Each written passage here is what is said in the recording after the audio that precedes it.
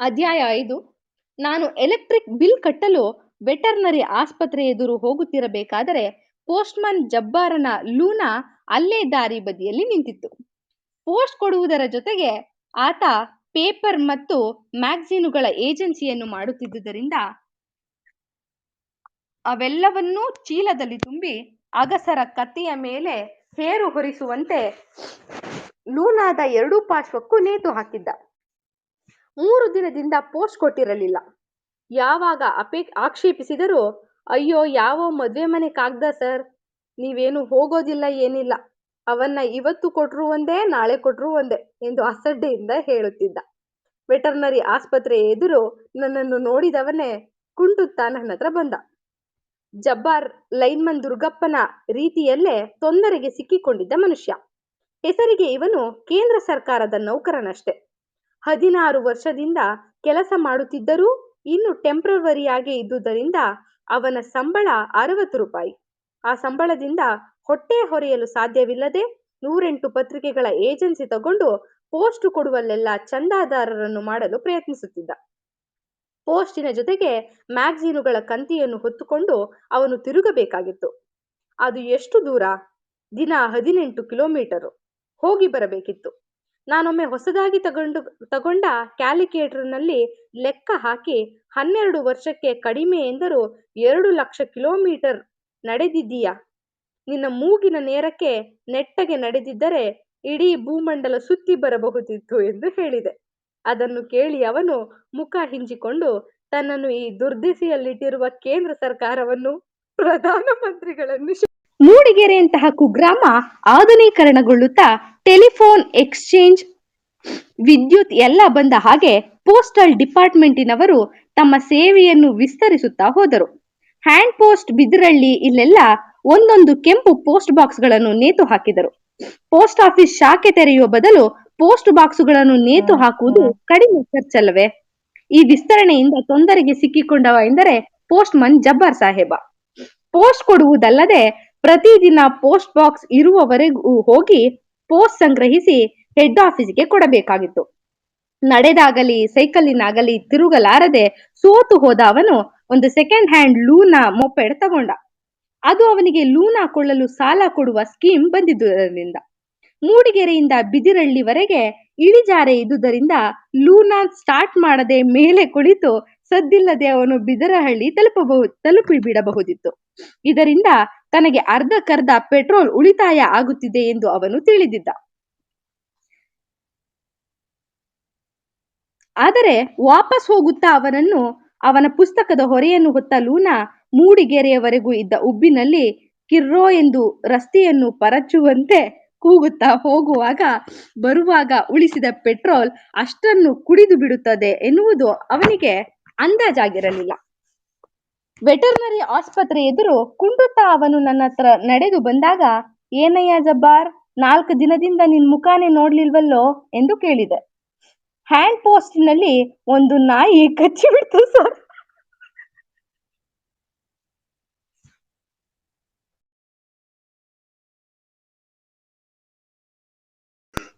ಸಾರಿ ನೋಡಿ, ನಾಯಿ ಕಚ್ಚಿದ್ರು ನಗ್ತೀರಾ ನೀವು. Excuse me. ಹ್ಯಾಂಡ್ ಪೋಸ್ಟಿನಲ್ಲಿ ಒಂದು ನಾಯಿ ಕಚ್ಚಿಬಿಡ್ತು ಸರ್, ಅದಕ್ಕೆ ಇಂಜೆಕ್ಷನ್ ತಗೊಳ್ಬೇಕಾಗಿದೆ ಎಂದ ಜಬ್ಬಾರ್ 4 ದಿನದ ಪೋಸ್ಟಿನ ಕಂತೆ ಕೊಟ್ಟ. ಅಲ್ಲಯ್ಯ, ನಾಯಿ ಕಚ್ಚಿ ಇಂಜೆಕ್ಷನ್ ತಗೊಳ್ಳೋದಕ್ಕೂ ನೀನ್ ಪೋಸ್ಟ್ ಡೆಲಿವರಿ ಕೊಡದೆ ಜೋಳಿಗೆ ಒಳಗೂ ಹಾಕಿಕೊಂಡು ತಿರುಗಾಡೋದಕ್ಕೂ ಏನಯ್ಯ ಸಂಬಂಧ ಎಂದು ಗದರುವ ದನಿಯಲ್ಲಿ ಕೇಳಿದೆ. ಜಬ್ಬಾರನಿಗೆ ತಾನು ಕುಂಟಿದ್ದು ನನ್ನಲ್ಲಿ ಸಾಕಷ್ಟು ಮರುಕ ಹುಟ್ಟಿಸಲಿಲ್ಲ ಎಂದೆನಿಸಿತ್ತು.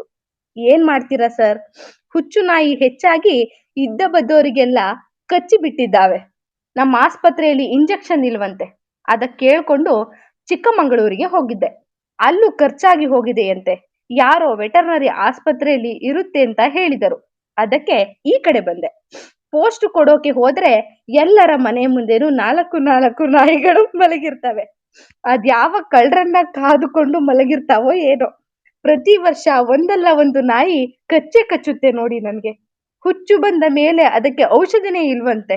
ಅದಕ್ಕೆ ನಾನು ಹುಚ್ಚು ನಾಯೋ ಅಲ್ವೋ ಹೊಟ್ನಲ್ಲಿ 14 ಇಂಜೆಕ್ಷನ್ ಹೊಟ್ಟೆಗೆ ಚುಚ್ಚಿಸ್ಕೊತೀನಿ.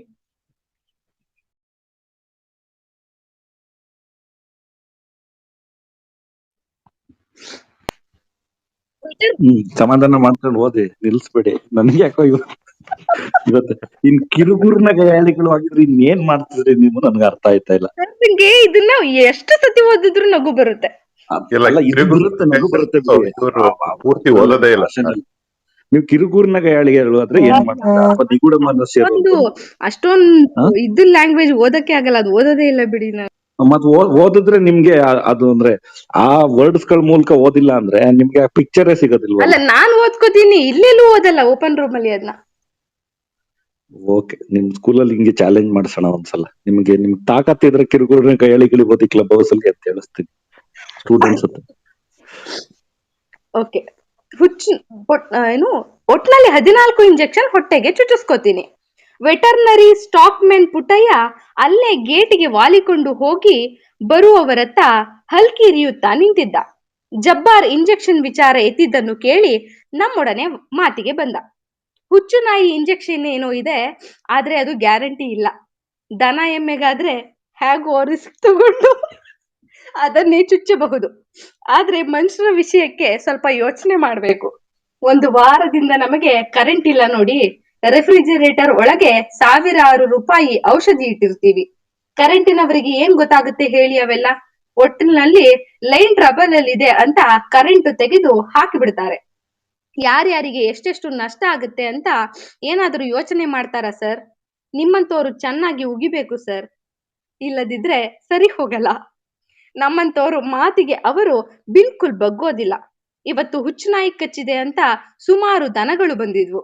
ರೆಫ್ರಿಜಿರೇಟರ್ ಕೆಲಸ ಮಾಡ್ತಿಲ್ಲ, ಸಿರಂ ಕೆಟ್ಟೋಗಿದೆ ಅಂತ ಹೇಳಿ ಅವರನ್ನೆಲ್ಲ ಹಿಂದಕ್ಕೆ ಕಳಿಸಿದ್ದೀನಿ. ಹೊಸ ಸಿರಂ ಕಳಿಸೋದಕ್ಕೆ ಕೂನೂರಿಗೆ ಇಂಡೆಂಟ್ ಹಾಕಿದ್ದೇನೆ. ಯಾವಾಗ ಕನ್ಸೈನ್ಮೆಂಟ್ ಕಳಿಸ್ತಾರೋ ನೋಡ್ಬೇಕು ಎಂದು ಪುಟ್ಟಯ್ಯ ಪ್ಲೇಟು ಹಾಕಿದ. ಅವರೆಲ್ಲರ ಮಾತುಕತೆಯಿಂದ ನಮಗೆ ನಮ್ಮೂರಿನ ಕಂತ್ರಿ ನಾಯಿಗಳ ಸಮೂಹವೆಲ್ಲ ಕಣ್ಣೆದುರು ಮೂಡಿತ್ತು. ಇಲ್ಲಿ ದಾರಿಯಲ್ಲಿ ನಡೆದು ಹೋದರೆ ಅಕ್ಷರಶಃ ಮಾರಿಗೊಂದೊಂದರಂತೆ ಕಂತ್ರಿ ನಾಯಿಗಳು ಮೊಳಗಿ ಗೊರಕೆ ಹೊಡೆಯುತ್ತಿರುವುದನ್ನು ನೋಡಬಹುದು. ಒಂದೊಂದು ಹೆಣ್ಣು ನಾಯಿಯ ಹಿಂದೆ 10-15 ನಾಯಿಗಳು ಪರಸ್ಪರ ಕಚ್ಚಾಡುತ್ತಾ ಎಷ್ಟೋ ಸಾರಿ ಲಾರಿ ಬಸ್ಸುಗಳೆಲ್ಲ ನಿಂತು ವಾಹನ ಸಂಚಾರಕ್ಕೆ ಸಹ ಅಡ್ಡಿಯಾಗುತ್ತದೆ. ರಾತ್ರಿ ಕಾಡಿನ ನರಿಗಳಿಗಿಂತ ಭಯಂಕರವಾಗಿ ಊಳಿಡುತ್ತಾ ಊರಿಗೆ ಸ್ಮಶಾನದ ಕಳೆ ತರುತ್ತವೆ. ಮಳೆಗಾಲದಲ್ಲಂತೂ ಹಣ್ಣಾಗಿ ಕೆಳಗೆ ಬೀಳುವ ಹಳಸಿನ ಹಣ್ಣು ತಿಂದು ಮುಸುಡಿಯೆಲ್ಲ ಮೇಣ ಅಂಟಿಸಿಕೊಂಡು ವಿಕಾರವಾಗಿ ಎಲ್ಲ ಹುಚ್ಚು ನಾಯಿಗಳ ತರವೇ ಕಾಣಿಸುತ್ತವೆ. ಹಲಸಿನ ಸಿಪ್ಪೆ ತಿನ್ನುವ ದನಗಳಿಗೆಲ್ಲ ಕಚ್ಚಿ ಎಷ್ಟೋ ದನಗಳು ರೇಬಿಸ್ ರೋಗದಿಂದ ಸಾಯುತ್ತವೆ. ಈ ಎಲ್ಲ ನೆನಪುಗಳಿಂದ ಮತ್ತು ಸ್ಟಾಕ್ಮನ್ ಪುಟ್ಟಯ್ಯನ ಚಿತಾವಣೆಯಿಂದ ನನಗೆ ಎಲ್ಲರ ಮೇಲೆ ಕೋಪ ಏರುತ್ತಾ ಹೋಯಿತು. ನೋಡಿ ಸರ್, ಈ ಊರಿನ ಮುನ್ಸಿಪಾಲಿಟಿಯವರು ಸ್ವಲ್ಪವೂ ಜವಾಬ್ದಾರಿ ಇಲ್ಲದ ಜನ. ಇವರಿಂದ ಮತ್ತೇನು ಆಗದಿದ್ರು ಪರವಾಗಿಲ್ಲ. ಈ ಊರಿನ ಕಂತ್ರಿ ನಾಯಿಗಳನ್ನು ಕಡಿಮೆ ಮಾಡೋದಕ್ಕೆ ಆಗಲ್ವೇ? ನಾವು ಹುಚ್ಚುನಾಯಿ ಸೀರಂಗೆ ಖರ್ಚು ಮಾಡೋ ಹಣದ 100ರಲ್ಲಿ 1 ಭಾಗ ಖರ್ಚು ಮಾಡಿದರೆ ಸಾಕಲ್ಲ ಸರ್? ಎಷ್ಟೊಂದು ಜೀವ ಉಳಿಸಬಹುದು. ನಾವಾದ್ರೂ ಎಷ್ಟು ಅಂತ ದನಗಳಿಗೆ ಚಿಕಿತ್ಸೆ ಮಾಡಬಹುದು ಹೇಳಿ ಎಂದು ಪುಟ್ಟಯ್ಯ ತನ್ನ ಪುಕಾರುಗಳನ್ನು ಮುಂದುವರೆಸಿದ. ಅವನ ವಾಕ್ಸರಣಿಗೆ ನನ್ನ ಕೋಪ ತನ್ನಿಂದ ತಾನೇ ಯಾಂತ್ರಿಕವಾಗಿ ಏರುತ್ತಾ ಇರುವುದನ್ನು ನೋಡಿ ಅವರಿಬ್ಬರು ಒಳಗೊಳಗೆ ಖುಷಿಯಾಗುತ್ತಿತ್ತು. ಕರೆಂಟ್ ಬಿಲ್ ಕಟ್ಟಿ ಮನೆಗೆ ಹೋಗಲು ಹೊರಟ ನನ್ನನ್ನು ಇಬ್ಬರು ಹಿಡಿದುಕೊಂಡು ಸಮಾಜ ಸುಧಾರಕನನ್ನಾಗಿ ಪರಿವರ್ತಿಸಲು ಪ್ರಯತ್ನ ಮಾಡುತ್ತಿದ್ದರು. ನಿಮ್ಮ ಡಾಕ್ಟರಿಗೆ ಹೇಳಿ, ಮುನಿಸಿಪಾಲ್ ಪ್ರೆಸಿಡೆಂಟರಿಗೆ ಒಂದು ಕಂಪ್ಲೇಂಟ್ ಕೊಡಿಸಬಾರದೇನ್ರಿ? ನೋಡ್ರಿ, ಜಬ್ಬಾರ್ಗೂ ಹುಚ್ಚು ನಾಯಿ ಕಡಿದಿದೆಯಂತೆ ಎಂದೆ. ಹೌದಾ, ಎಲ್ಲಿ ಕಚ್ಚಿತ್ತೋ ಜಬ್ಬಾರ್ ಎಂದ. ಜಬ್ಬಾರನ ಮುಖ ಕೊಂಚ ಇರುಸು ಮುರುಸಿಗೆ ಸಿಕ್ಕಿದಂತೆ ಕಂಡಿತ್ತು. ನಾಯಿ ಕಚ್ಚಿದ್ದೆ ಸುಳ್ಳಿರಬಹುದು ಎಂದು ನನಗೆ ಅನುಮಾನ ಆಯಿತು. ಹೋಗ್ಲಿ ಬಿಡಿ, ಅದು ಬೀದಿಲ್ ತೋರಿಸೋ ಹಂಗಿಲ್ಲ. ನನ್ ಮಗಂದು ಅಂತ ಜಾಗ ಕಚ್ಚಿದೆ, ಪ್ಯಾಂಟು ಬಿಚ್ಚಬೇಕಾಗುತ್ತದೆ ಎಂದು ದನಿ ತಗ್ಗಿಸಿ ಜಬ್ಬಾರ್ ಹೇಳಿದ. ಛೇಛೆ, ನಾನು ಕೇಳಿದ್ದು ಎಲ್ಲಿ, ಯಾವ ಬೀದಿಲಿ ಅಂತ ಕಣಯ್ಯ. ಅದಕ್ಕೆ ಯಾಕೆ ನೀನ್ ಪ್ಯಾಂಟ್ ಬಿಚ್ತೀಯಾ ಎಂದು ಪುಟ್ಟಯ್ಯ ಬೇಗ ಬೇಗ ತನ್ನ ಪ್ರಶ್ನೆಯನ್ನು ವಿವರಿಸಿ ಜಬ್ಬಾರನ ಪ್ಯಾಂಟು ಬಿಚ್ಚುವ ಪ್ರೋಗ್ರಾಮಿಗೆ ತಡೆ ಹಾಕಿದ. ನನ್ನ ಕಡೆ ತಿರುಗಿ, ಇನ್ನು ಮೇಲೆ ಮುನಿಸಿಪಾಲಿಟಿಯವರೇ ಹುಚ್ಚು ನಾಯಿ ಇಂಜೆಕ್ಷನ್ ತರಿಸಿ ಕಚ್ಚಿಸಿಕೊಂಡವರಿಗೆಲ್ಲ ಬಿಚ್ಚಿ ಚುಚ್ಚಿಸ್ತಾರಂತೆ. ಹೇಗಿದೆ ನೋಡಿ ಇವರದ್ದು ಕರಾಮತ್ತು ಎಂದ. ನನಗೆ ಇನ್ನಷ್ಟು ಕೋಪ ಬಂತು. ಇವರಿಬ್ಬರಿಗೆ ಕೊಂಚವೂ ಜವಾಬ್ದಾರಿ ಇಲ್ಲದ ಅವಿವೇಕಿಗಳೆಂದು ನನ್ನ ಬುದ್ಧಿಗೆ ತಿಳಿದು ಇವರ ಮಾತಿಗೆ ನನ್ನ ಭಾವನೆಗಳು ಯಾಂತ್ರಿಕವಾಗಿ ಪ್ರತಿಕ್ರಿಯಿಸುತ್ತಲೇ ಹೋದುದನ್ನು ನೋಡಿದರೆ ಹೊಗಳಿಕೆ ತೆಗಳಿಕೆ ಚಾಡಿ ಇವುಗಳಿಗೆಲ್ಲ ನನ್ನ ಮನಸ್ಸಿನ ಮೇಲೆ ಎಂತ ಹಿಡಿತಾ ಇದೆ ಎಂದು ಆಶ್ಚರ್ಯ ಆಗುತ್ತದೆ. ಅಲ್ಲರಿ, ಮುನಿಸಿಪಾಲಿಟಿಯವರು ಪಾಷಾಣ ತರಿಸಿ ಈ ಕಂತ್ರಿ ನಾಯಿಗಳನ್ನ ಸಾಯಿಸೋದು ಬಿಟ್ಟು ಸಾವಿರಾರು ರೂಪಾಯಿ ಖರ್ಚು ಮಾಡಿ ಇಂಜೆಕ್ಷನ್ ತರಿಸಿ ಮೂಡಿಗೆರೆಯ ಸಾರ್ವಜನಿಕರಿಗೆಲ್ಲ ಪುಕ್ಸಟ್ಟೆ 14 ಚುಚ್ಚಿಸ್ತಾರೆ ಎಂದರೆ ಏನರ್ಥ ಎಂದು ಕೂಗಿದೆ. ನೋಡಿ ಸರ್, ನಿನ್ನೆ ಒಂದು ಹುಚ್ಚು ನಾಯಿ 7 ಜನಕ್ಕೆ 16 ದನಕರುಗಳಿಗೆ ಕಚ್ಚಿದೆ. ಅವರಿಗೆಲ್ಲ ಎಲ್ಲಿಂದ ಇಂಜೆಕ್ಷನ್ ಸಪ್ಲೈ ಮಾಡಬೇಕಾಗುತ್ತೆ ಹೇಳಿ ಎಂದು ಹೇಳಿದ ಪುಟ್ಟಯ್ಯ. ಕೊಂಚ ದನಿ ತಗ್ಗಿಸಿ, ಕೃಷ್ಣೇಗೌಡರ ಆನೆಗೂ ಕಚ್ಚಿದೆ ಅಂತ ವರ್ತಮಾನ ಉಂಟಪ್ಪ. ಅವರು ಆನೆ ಕರೆದುಕೊಂಡು ಬಂದು ಇಂಜೆಕ್ಷನ್ ಕೊಡು ಅಂದ್ರೆ ನಾವ್ ಏನ್ ಮಾಡೋಣ ಹೇಳಿ? ಅದಕ್ಕೆ ಚುಚ್ಚೋ ಸೂಜಿನೂ ನಮ್ಮ ಹತ್ರ ಇಲ್ಲ. ಆನೆಗೆ ಕೊಡೋ ಡೋಸೇಜೂ ಗೊತ್ತಿಲ್ಲ. ಬಾಡಿ ತೂಕದ ಮೇಲೆ ಡೋಸೇಜ್ ತೀರ್ಮಾನ ಮಾಡ್ಬೇಕಂತೆ. ಆನೆಯನ್ನು ತೂಗೋದಕ್ಕೆ ತಕ್ಕಡಿ ಎಲ್ಲಿಂದ ತರ್ತೀರ ಹೇಳಿ ಎಂದ. ಆನೆಗೆ ಹುಚ್ಚು ಹಿಡಿದರೆ ಏನು ಕತೆ ಎಂದು ಯೋಚಿಸಿ ನನಗೆ ಗಾಬರಿ ಆಯ್ತು. ಹೋಗ್ರಿ, ಆನೆಗಳ ಹತ್ರ ಹೋಗೋದಕ್ಕೆ ನಾಯಿಗಳಿಗೆ ಧೈರ್ಯ ಇದೆಯೇನ್ರಿ? ಕಚ್ಚಿದ್ರೆ ಆನೆ ಚರ್ಮಕ್ಕೆ ನಾಯಿ ಹಲ್ಲು ನಾಟುವುದಾದರೂ ಹೇಗೆ? ಸುಮ್ನೆ ಊಹಾಪೋಹ ಹಬ್ಬಿಸಬಾರ್ದು ಎಂದೆ. ಹುಚ್ಚು ನಾಯಿ ಹತ್ರ ಧೈರ್ಯದ ಪ್ರಶ್ನೆನೇ ಬರೋಲ್ಲ ಸರ್. ಅವಕ್ಕೆ ತಲೆ ಕೆಟ್ಟು ಕಂಡದ್ದಕ್ಕೆಲ್ಲ ಕಚ್ಚುತ್ತವೆ ಅಷ್ಟೆ. ಆಸ್ಪತ್ರೆಗೆ ತೆಗೆದುಕೊಂಡು ಬಂದವರನ್ನ ನೋಡಿದ್ದೀನಲ್ಲ, ಮೇಜು ಕುರ್ಚಿ ಕಾಲಿಗೆಲ್ಲ ಕಚ್ಚುತ್ತದೆ. ಆನೆ ಚರ್ಮಕ್ಕೆ ಹಲ್ಲು ನಾಟೋದಿಲ್ಲ ನಿಜ, ಆದ್ರೆ ಹಲ್ಲು ನಾಟಬೇಕೆಂದೇನೂ ಇಲ್ಲ ತಗೊಳ್ಳಿ. ಅದರ ಮೈ ಮೇಲೆ ಸಣ್ಣ ಗೀರು ಗಾಯ ಇದ್ರೂ ಸಾಕು. ಹುಚ್ಚು ನಾಯಿ ಜೊಲ್ಲು ತಾಗಿದರೆ ಇವತ್ತಲ್ಲ ಇನ್ನು 1 ವರ್ಷಕ್ಕಾದರೂ ಹುಚ್ಚು ಬಂದೇ ಬರ್ತದೆ ಎಂದ ಪುಟ್ಟಯ್ಯ. ನನಗೆ ಮುನಿಸಿಪಾಲಿಟಿಯವರ ಮೇಲೆ ರೋಷ ಏರಿದ್ದನ್ನು ನೋಡಿ, ನಿಮ್ಮಂತವರು ಒಂದು ಮಾತು ಹೇಳಬೇಕು ಸರ್ ಪ್ರೆಸಿಡೆಂಟರಿಗೆ. ನಾಳೆ ಪೇಪರಲ್ಲಿ ಬರ್ತೀರಾ ಅಂತಾದ್ರೂ ಹೆದರುಕೊಂಡು ಬಂದೋಬಸ್ತ್ ಮಾಡುತ್ತಾರೆ ಎಂದ ಜಬ್ಬಾರ್. ಈ ಊರಿನಲ್ಲಿ ಯಾರು ಹೇಳೋರ್ ಕೇಳೋರು ಇರೋ ಹಂಗೆ ಕಾಣೋಲ್ಲ. ನಡಿರಿ, ಒಂದ್ ಮಾತು ಸರಿಯಾಗಿ ಹೇಳಿಬಿಡೋಣ ಪ್ರೆಸಿಡೆಂಟರಿಗೆ ಎಂದ ನಾನು ತೀರ್ಮಾನಕ್ಕೆ ಬಂದೆ. ಗೌಡ್ರು ಲಿಂಗಾಯತರು ಜಗಳ ಆಡ್ಕೊಂಡು ಆ ಖಾನ್ ಸಾಬ್ರನ್ನ ಪ್ರೆಸಿಡೆಂಟ್ ಮಾಡಿದ್ದಾರೆ. ಆ ಮನುಷ್ಯ 24 ಗಂಟೆ ನಮಾಜ್ ಮಾಡ್ತಾ ಮಸೀದಿಲೆ ಕೂರ್ತಿರ್ತಾನೆ. ಕೇಳಿದ್ರೆ ನಾನು ಕುರಾನ್ ಪ್ರಕಾರ ನಡ್ಕೋತಿದ್ದೀನಿ ಅಂತಾನೆ. ಮುನಿಸಿಪಾಲಿಟಿ ಅವರೆಲ್ಲ ಮಸೀದಿ ಸುತ್ತಮುತ್ತ ಕಸ ತೆಗೀತಾ ಕೂರ್ತಿರ್ತಾರೆ ಎಂದು ನಿರರ್ಗಳವಾಗಿ ಚಾಡಿ ಒದರುತ್ತಿದ್ದ ಪುಟ್ಟಯ್ಯ ಪಕ್ಕನೆ ಮಾತಿನ ಮಧ್ಯೆ ಜಬ್ಬಾರನು ಮುಸ್ಲಿಮನೆಂಬುದನ್ನು ಗಮನಿಸಿ, ಹಾಗಂತ ಸಾಬರ ಮೇಲೆ ನಂಗೇನು ಸಿಟ್ಟಿಲ್ಲ. ನಂದೇನಪ್ಪ ಅಂದ್ರೆ ಇರೋ ವಿಷಯ ಮುಚ್ಚುಮರೆ ಇಲ್ದೆ ಹೇಳ್ಬಿಡೋದು.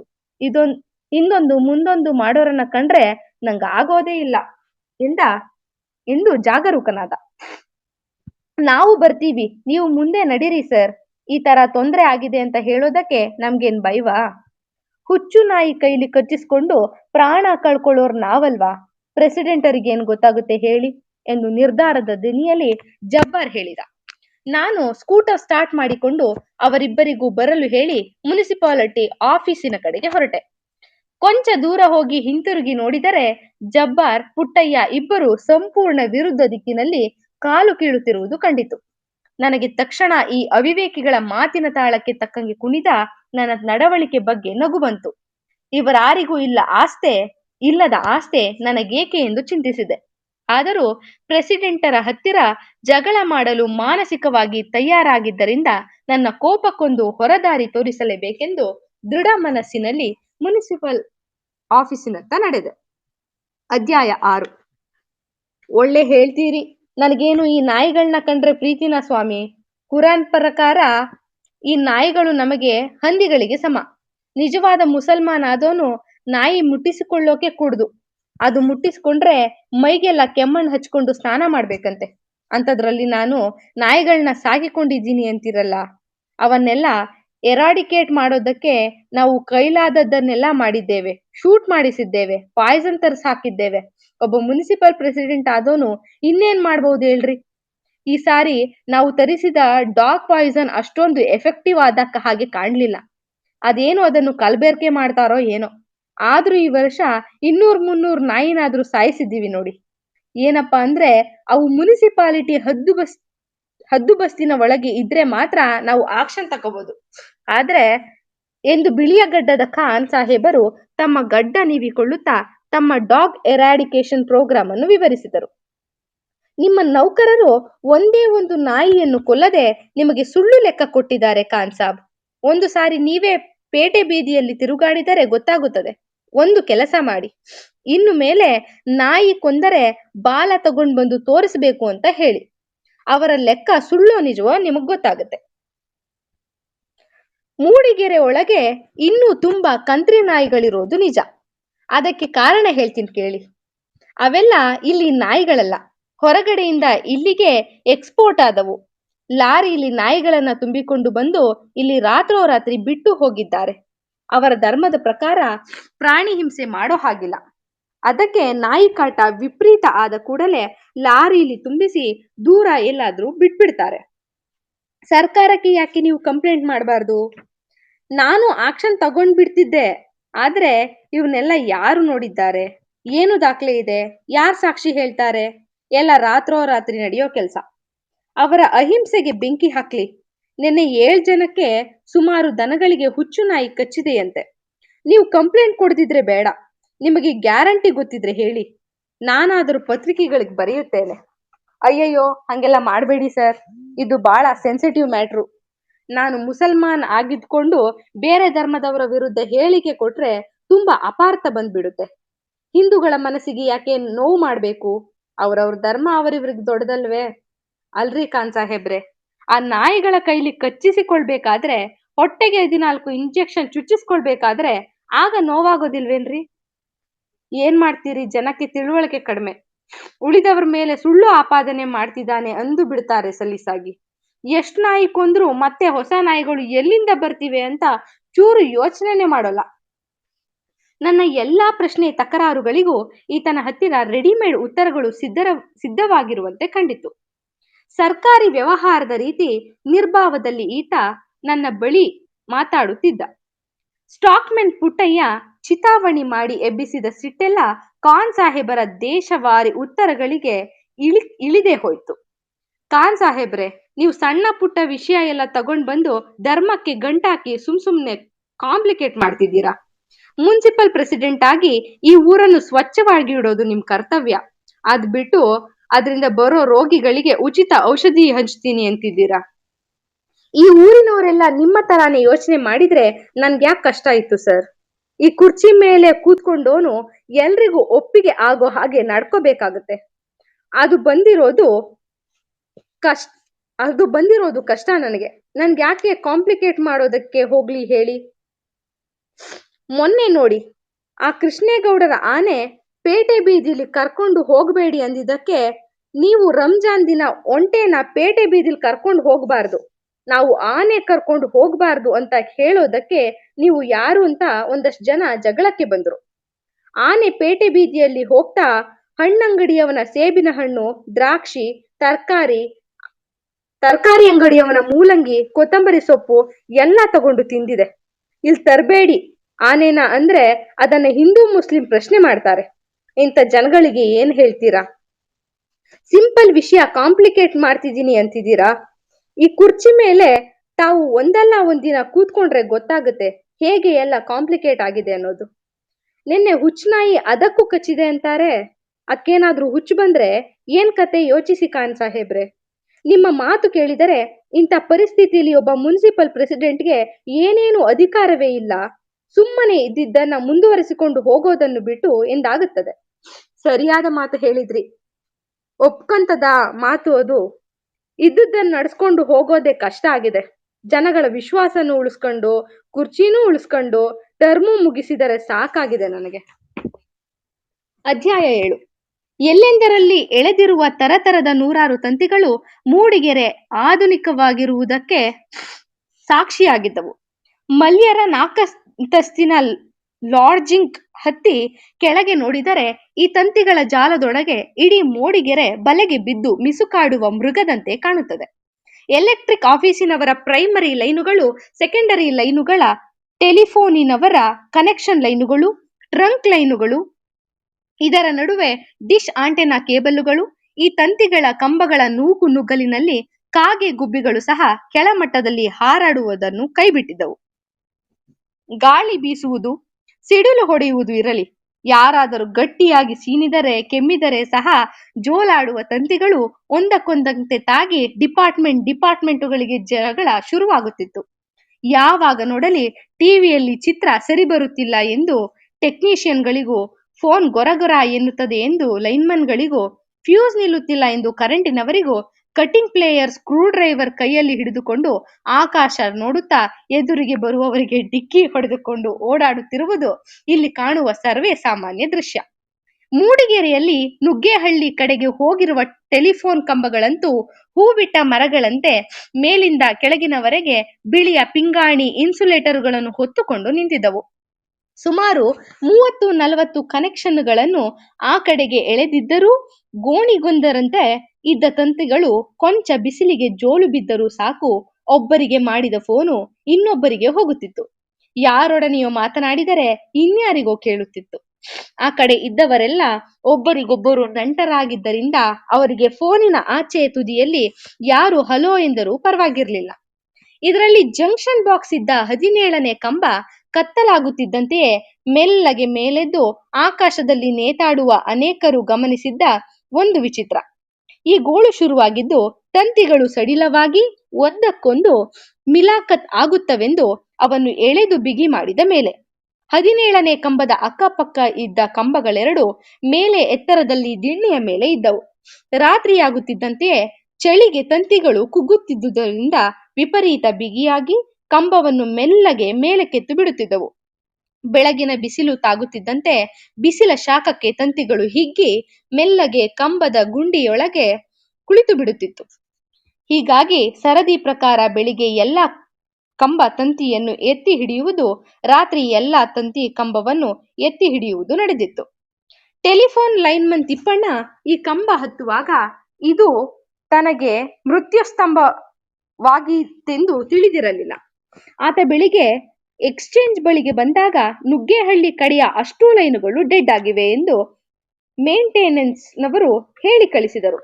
ಊರಿನಿಂದ ಸಾಕಷ್ಟು ದೂರದಲ್ಲಿದ್ದ 17ನೇ ಕಂಬದ ಜಂಕ್ಷನ್ ಬಾಕ್ಸ್ ಪರಿಶೀಲನೆ ಮಾಡಿ ಯಾವ ಲೈನು ಡೆಡ್ ಆಗಿದೆ ತಿಳಿಯಲು ತಿಪ್ಪಣ್ಣ ಆ ಕಂಬ ಹತ್ತಿದ. 30-40 ತಂತಿಗಳ ತೊಡಗಿನೊಳಗೆ ನುಸುಳಿ ತಿಪ್ಪಣ್ಣ ಜಂಕ್ಷನ್ ಬಾಕ್ಸ್ ಬಿಚ್ಚಿ ಸ್ಕ್ರೂ ಡ್ರೈವರಿನಿಂದ ಎಂಥದ್ದನ್ನು ಮೀಟುತ್ತಿರಬೇಕಾದರೆ ಇದ್ದಕ್ಕಿದ್ದಂತೆ ಅಲ್ಲೇ ಸತ್ತು ಹೋದ. ಅನೇಕ ತಂತಿಗಳ ಗೋಜಿನೊಳಗೆ ಸಿಕ್ಕಿಕೊಂಡಿದ್ದ ತಿಪ್ಪಣ್ಣನ ಹೆಣ ರಿಪೇರಿ ಭಂಗಿಯಲ್ಲೇ ಕುಳಿತುಕೊಂಡು ಸತ್ತ ಹಾಗೆ ಕಾಣುತ್ತಲೇ ಇರಲಿಲ್ಲ. ನೋಡಿದವರೆಲ್ಲ ಏನೋ ಕಂಬ ಹತ್ತಿ ರಿಪೇರಿ ಮಾಡುತ್ತಿದ್ದಾನೆಂದು ತಿಳಿದು ಅಲಕ್ಷಿಸಿ ತಮ್ಮ ಪಾಡಿಗೆ ನಡೆದರು. ದಿನ ಕಳೆದ ಮೇಲೆ ನುಗ್ಗೇಹಳ್ಳಿ ರಾಮೇಗೌಡರು ಇನ್ನೂ ಯಾಕೆ ತಮ್ಮ ಫೋನು ಸರಿಯಾಗಿಲ್ಲವೆಂದು ಎಕ್ಸ್ಚೇಂಜ್ಗೆ ಬಂದು ಕೂಗಾಡಿದಾಗಲೇ ಜೂನಿಯರ್ ಇಂಜಿನಿಯರ್ ರಮೇಶ್ ಬಾಬು ಗಮನ ಅತ್ತ ಹೋದದ್ದು. ರಮೇಶ್ ಬಾಬು ತಿಪ್ಪಣ್ಣನ ಸೋಮಾರಿತನ ಶಪಿಸುತ್ತಾ ಲೈನ್ಮನ್ ಶಂಕರಪ್ಪನನ್ನು ಕರೆದುಕೊಂಡು ನುಗ್ಗೇಹಳ್ಳಿ ಲೈನು ನೋಡುತ್ತಾ ಹೊರಟ. ಜಂಕ್ಷನ್ ಬಾಕ್ಸ್ ಇದ್ದ 17ನೇ ಕಂಬದ ಮೇಲೆ ತಿಪ್ಪಣ್ಣ ಕುಳಿತಿದ್ದಾನೆ. ಕೂಗಿದರೂ ಮಾತಿಲ್ಲ, ಕರೆದರೂ ಮಾತಿಲ್ಲ. ಕೈಯಲ್ಲಿದ್ದ ತಂತಿ ಮೇಲಿಂದಲೇ ಆಫೀಸಿಗೆ ಮಾತನಾಡುವ ಫೋನ್ ಕೆಳಗಿಡುತ್ತಾ, ಏನ್ ಸರ್ ಇದು, ಏನಾಯ್ತು ಇವನಿಗೆ? ಕಂಬದ ಮೇಲೆ ಯಾಕೋ ಕೈಲಾಸ ಕಂಡ ಹಾಗೆ ಇದೆಯಲ್ಲ ಎಂದ ಶಂಕರ ಕಾತರ ಕಳವಳದ ದನಿಯಲ್ಲಿ. ಹತ್ತಿ ಒಮ್ಮೆ ನೋಡ ಮಾರಾಯ, ಅಕಸ್ಮಾತ್ ಜೀವ ಇದ್ರೆ ತಗೊಂಡೋಗಿ ಆಸ್ಪತ್ರೆಗೆ ಹಾಕೋಣ. ಯಾರ್ಯಾರ ಹಣೆಯಲ್ಲಿ ಏನೇನ್ ಬರ್ದಿತ್ತೋ ಹೇಳಕ್ಕಾಗಲ್ಲ ಎಂದ ರಮೇಶ್ ಬಾಬು. ಕಂಬ 3 ಸಾರಿ ಕಣ್ಣಿಗೆ ಒತ್ತಿಕೊಂಡು ಶಂಕರ ತಂತಿ ಕಂಬ ಅರ್ಧ ಹತ್ತಿದ. ಅಷ್ಟರಲ್ಲಿ ಅವನ ಕೈ ಕಾಲೆಲ್ಲ ಜುಮ್ಮೆಂದು ಇಡೀ ಜೀವ ಒಮ್ಮೆ ನಡುಗಿದಂತಾಗಿ ಅಯ್ಯಯ್ಯೋ ಎಂದು ಕಿರುಚಿದ. ಹಿಡಿತ ಸಡಿಲ ಆಗಿ ಕಂಬದ ಮೇಲೆ ಜಾರಿ ದೊಪ್ಪನೆ ಕೆಳಗೆ ಬಿದ್ದು ಎದ್ದು ಬೇಗ ಕಂಬದಿಂದ ದೂರ ನಿಂತ. ಯಾಕೋ ಏನಾಯ್ತೋ ಎಂದು ರಮೇಶ್ ಬಾಬು ಕೇಳುತ್ತಾ ಹತ್ತಿರಕ್ಕೆ ಓಡಿದ.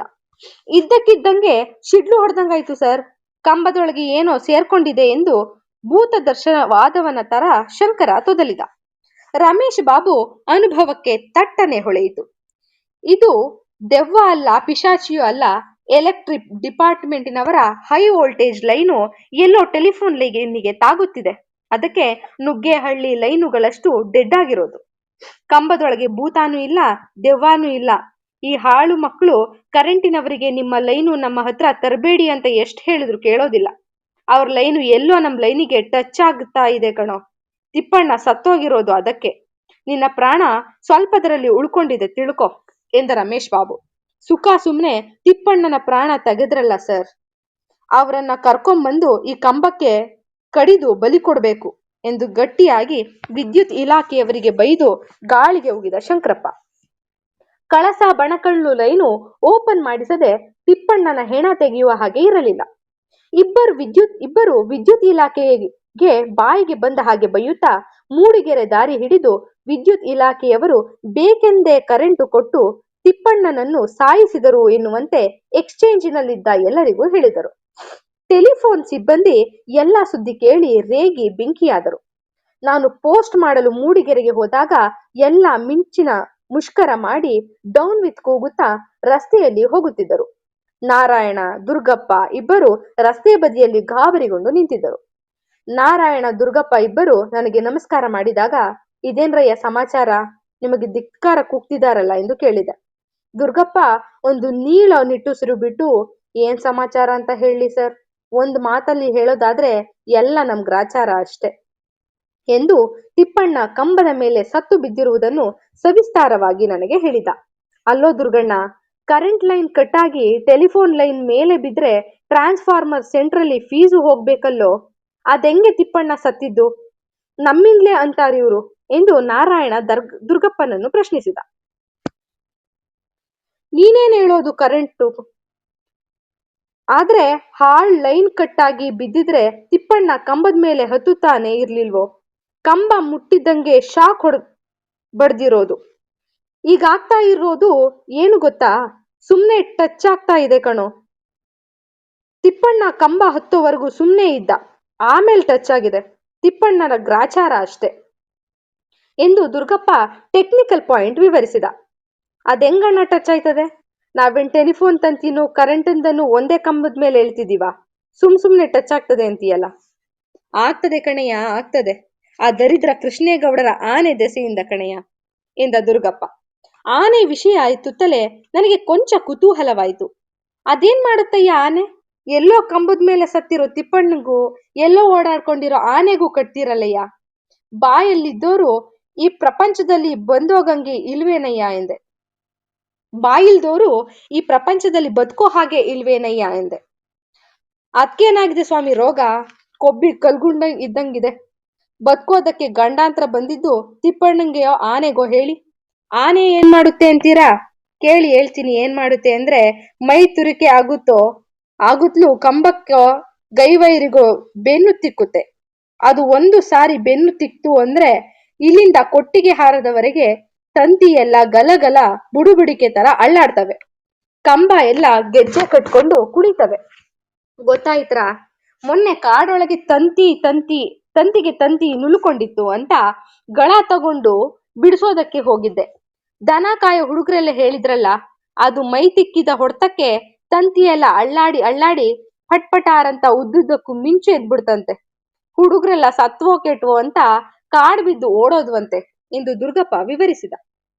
ಹಾಗಂದ್ರೆ ಒಂದಿನ ಅದಕ್ಕೂ ಉಂಟು ಗ್ರಾಚಾರ ಎಂದ ನಾರಾಯಣ. ಅದು ಸತ್ರೆ ಸಾಯಲಿ ಬಿಡೋ, ಅದಕ್ ಮಕ್ಕಳ ಮರಿಯ ಪೋಲಿ ಮುಂಡೆದು. ಈಗ ತಿಪ್ಪಣ್ಣ ಹೋದ್ನಾ, ನಂಗೆ ಚೆನ್ನಾಗ್ ಗೊತ್ತು ಇದ್ರದ್ದೇ ಈ ಕೆಲ್ಸ ಅಂತ. ಹಂಗಾರೆ ಹೋಗಿ ಫಾರೆಸ್ಟ್ನವ್ರಿಗೆ ಕಂಪ್ಲೇಂಟ್ ಕೊಡಬೇಕು ಎಂದ ನಾರಾಯಣ. ಆ ಗಾಂಚಾಲಿ ಮನುಷ್ಯ ನಾಗರಾಜ ನಿಮ್ಗೆಲ್ಲ ಬುದ್ಧಿ ಕಲಿಸ್ತೀನಿ, ಕೋಳ ಹಾಕಿಸ್ತೀನಿ ಅಂತ ಹಾರಾಡ್ತಾನಲ್ಲಯ್ಯ, ಅವನ ಹತ್ರ ಮಾತಾಡೋದಾದ್ರೂ ಹೆಂಗಯ್ಯ? ಏನಿದ್ರು ರೈಟಿಂಗಿನಲ್ಲಿ ಬರ್ಕೊಡ್ಬೇಕಂತೆ. ನಾನೇ ನೋಡಿದಿನ ಆನೆ ಅಲ್ಲಾಡಿಸೋದ್ನ. ರೈಟಿಂಗ್ನಾಗೆ ಕೊಟ್ಬಿಟ್ಟು ಕೋಡ್ ತಿರ್ಗಾಡ್ಕೊಂಡು ಕಾಲ ಕಳಿತೀಯ? ಹಂಗಾರೆ ಇನ್ನೇನ್ ಮಾಡೋಕ್ಕಾಗುತ್ತೆ ದುರ್ಗಣ್ಣ ಎಂದ ಚಿಂತೆಯಿಂದ ನಾರಾಯಣ. ಹೋಗಿ ಲೈನು ಓಪನ್ ಮಾಡಿಸಿ ತಿಪ್ಪಣ್ಣನ ಹೆಣ ಕೆಳಗಿಳಿಸ್ಕೋಬೇಕು. ಅದೇನು ಅಷ್ಟು ಸಲೀಸಲ್ಲ ತಗೋ. ಸತ್ತು 2 ದಿನ ಆದ್ರೆ ಹೆಣ ಸೆಟ್ಕೊಂಡು ಕಲ್ಲಾಗಿರ್ತದೆ. 26 ತಂತಿ ಒಳಗೆ ಸಿಗಾಕೊಂಡಿದೆ. ತಂತಿ ಕಟ್ ಮಾಡದೆ ತೆಗಿಯೋಕ್ಕಾಗಲ್ಲ ಅದನ್ನ ಎಂದು ಸ್ವಗತದ ದಾಟಿಯಲ್ಲಿ ಕಳವಳದಿಂದ ಚಿಂತಿಸಿದ ದುರ್ಗಪ್ಪ.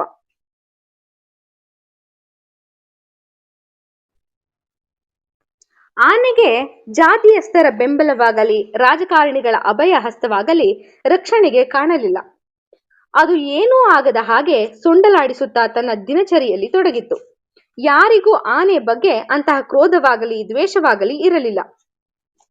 ಅದೇ ರೀತಿ ಪ್ರೀತಿ ವಿಶ್ವಾಸಗಳು ಇರಲಿಲ್ಲ. ಎಲ್ಲರ ದೇಶಾವಾರಿ ಮಾತುಗಳಿಂದ ತಮ್ಮ ಸಂಭಾಷಣೆಯ ಕೊನೆಯಲ್ಲಿ ಅದನ್ನು ಕ್ವಚಿತ್ತಾಗಿ ಪ್ರಸ್ತಾಪಿಸುತ್ತಿದ್ದುದರಿಂದ ಆನೆ ನಿಧಾನವಾಗಿ ಅಪರಾಧಿಯಾಗುತ್ತಾ ಹೋಯಿತು. ಆನೆಯೊಮ್ಮೆ ಕಾಡಿಗೆ ಹೋಗಿ ಬಂದ ಮೇಲೆ ಯಾಕೋ ಊರಿನ ಜನಗಳ ಧೋರಣೆ ಬದಲಾಗುತ್ತಿತ್ತು. ಯಾರಿಗೂ ಸತ್ಯವೂ ಬೇಕಿರಲಿಲ್ಲ, ನ್ಯಾಯವೂ ಬೇಕಿರಲಿಲ್ಲ. ಆನೆಗಂತೂ ಅದರ ಪರಿವೇ ಇರಲಿಲ್ಲ. ಅದು ಶೆಕೆ ತಡೆಯಲಾರದೆ ರಸ್ತೆ ಧೂಳೆರಚಿಕೊಳ್ಳುತ್ತಾ ಬೀಸಣಿಗೆಗೆ ಕಿವಿಗಳನ್ನು ಅತ್ತಿತ್ತ ಆಡಿಸುತ್ತಾ ತನ್ನ ಪಾಡಿಗೆ ತಾನು ಓಡಾಡಿಕೊಂಡಿತ್ತು. ಊರಿನ ಜನಗಳೆಲ್ಲ ತಮ್ಮ ತಮ್ಮ ಮನೋವಿಕಲತೆಗೆ ಹೊರದಾರಿ ಹುಡುಕುತ್ತಿದ್ದಂತೆ ನನಗೆ ಕಂಡಿತ್ತು.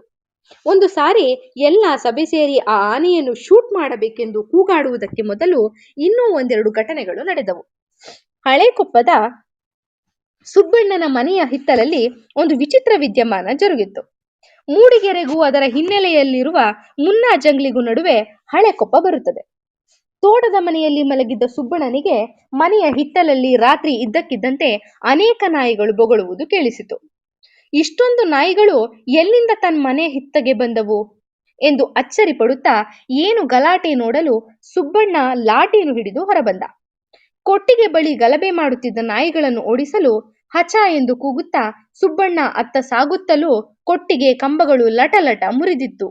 ಎಂಥದೋ ಕತ್ತಲಲ್ಲಿ ದಡ ದಡ ನಡೆದು ಸದ್ದು ಅದರ ಹಿಂದೆಯೇ ನಾಯಿಗಳ ದಂಡು ಬೊಗಳಿಕೊಂಡು ಓಡಿದ್ದು ಕೇಳಿಸಿತು.